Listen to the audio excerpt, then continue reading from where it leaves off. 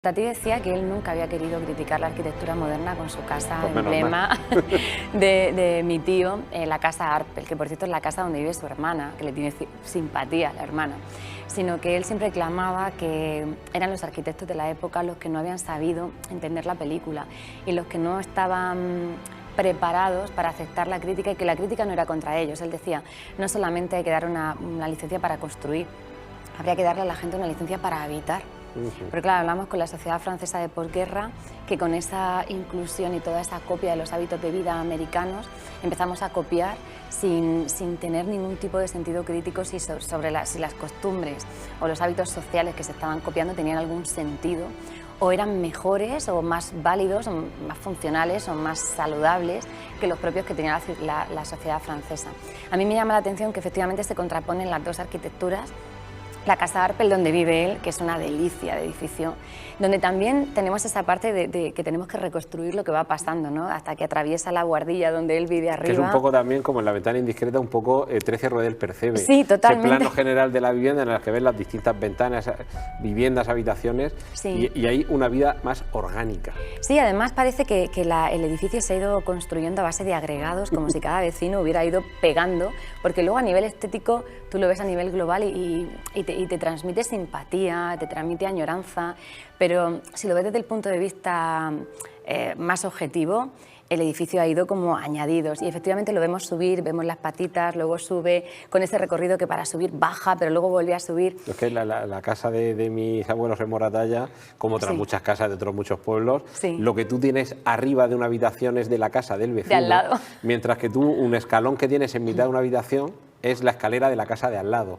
Entonces yo cuando vi de pequeño esa película dije, no me llamaba la atención, pues decía, claro, sí, como en Moratalla.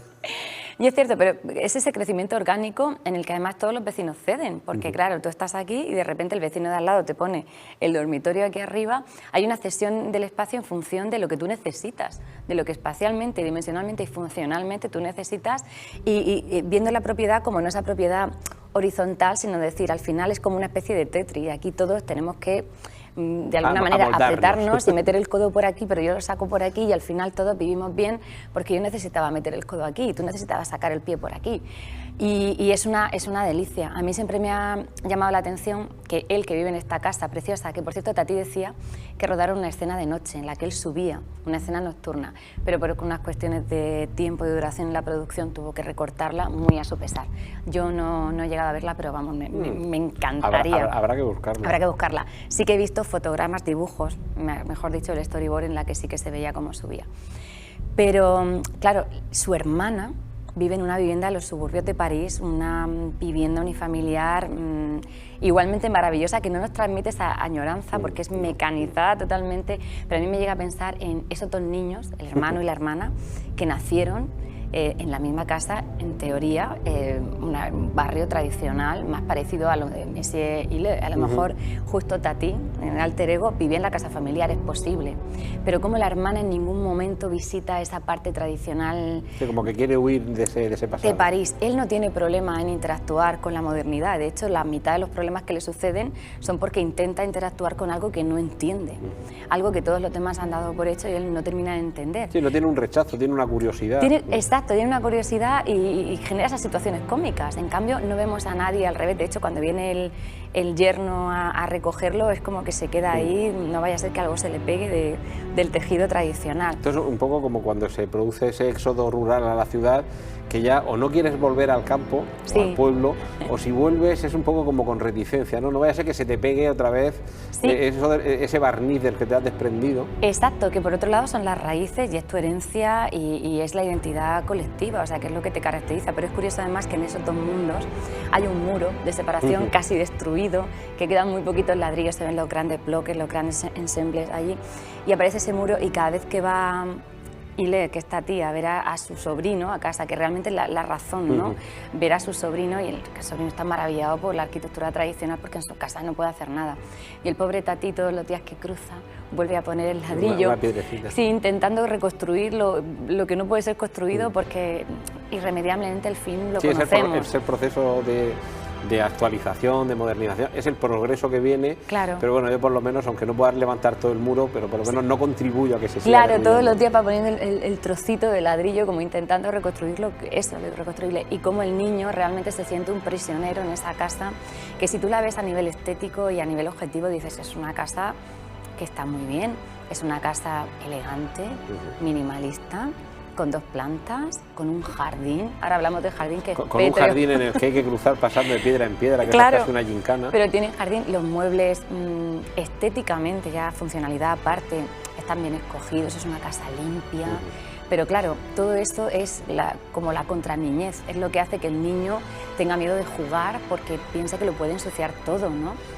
Y que incluso el propio Tati, cuando va a ver a la hermana, de hecho la hermana es muy curioso porque cuando alguien llama al timbre, en la parte donde está el telefonillo se asoma y ve quién es, ¿no? Porque como la casa está como en un escalón, tiene como una especie de forjado sanitario, sube arriba, entonces se asoma y cuando ve que son invitadas las vecinas, entonces acciona la fuente pez. La fuente, sí. Pero cada vez que ve que su hermano apaga.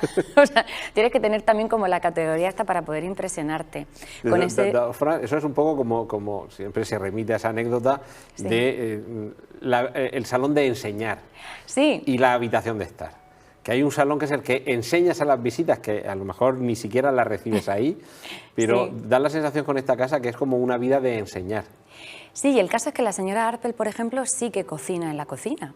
Lo que pasa es que cocina de esa manera que parece una enfermera, no sabes si está en una cocina o en un quirófano, porque realmente hay tantas luces y tantos ruidos tipo que es el corazón de la casa y ahí ella es la dueña y señora de toda la tecnología, que la que más tiene es la cocina. Pero es cierto que siempre, o sea, se supone que los grandes avances tecnológicos, al lugar al que tradicionalmente iban llegando en primer lugar es a la cocina. Claro, y en ese caso allí se muestra, porque ella lo que pasa es que para cocinar un filete que se ve allí no sabe si lo está cocinando o está haciendo un experimento genético o qué está haciendo, porque salta, e incluso él cuando va a la cocina a beber agua le salta la jarra. Realmente la cocina es como si lo escupiera, la casa entera escupe a Tatín, trata de sacarlo porque no lo acepta y él vuelve a entrar, él intenta interactuar, pero realmente es muy complicado porque en esa casa es como lo del jardín, ¿no? Que comentabas, ese sendero en ese que hay no tiene ninguna practicidad, pero... Claro, y luego toda la parte del jardín que es mineral.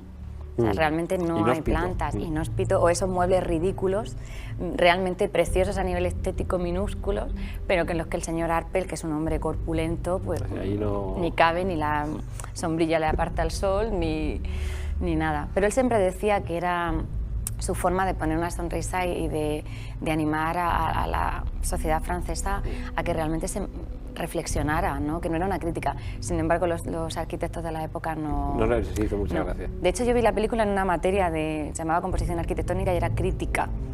Y a mí ya me la mostraron como una crítica. Con el tiempo me he dado cuenta, o ahora pienso que no. Es un poco aquello, en lugar de reírnos vamos a reírnos con, y yo creo que Tati, en la mayoría de sus películas, quiere que nos riamos con.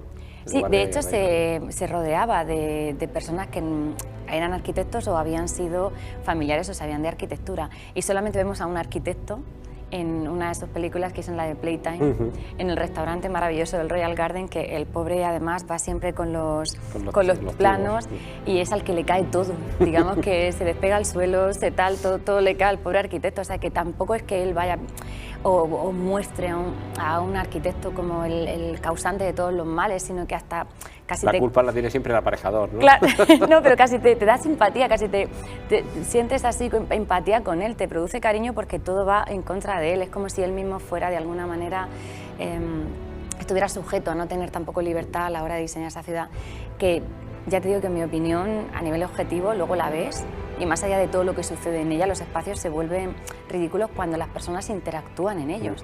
Pero despejados no son funcionales. Claro, despejados de personas es un escenario, él decía, me he esforzado muchísimo en construir el escenario más bonito para que ningún arquitecto pudiera decir nada. O sea, que él mismo se había esforzado, pero no se entendía así.